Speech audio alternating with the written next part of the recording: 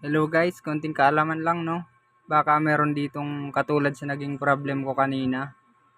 Kasi nag-create kasi ko nung costume hotspot, HTML na para sa hotspot. Gawa nung yun yung hinihingi ni client para sa ads. So, tayo, create ng login, HTML para magkaroon ng ads bago makakonect.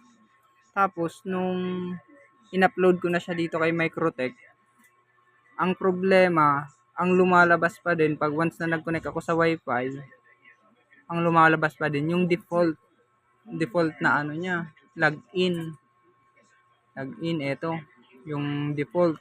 Asan ba yung login niya? Login.html. So, naghanap ako sa internet. Tingin ako kay Google. Halos wala akong mahanap kung paano. Kung bakit default pa din nai-upload ko na yung costume HTML ko. So, yung naging problem pala, mali lang yung pag-upload ko ng files. Kasi dun sa Hoplite, once na tinanggal natin dito yung default hotspot folder niya, tapos in-upload natin yung gawa natin, matik na yung ang mag-a-appear na yung ginawa na natin. Pero dito kay Microtech Hex, dapat yung gawa natin na hotspot dito natin ipasok sa flash.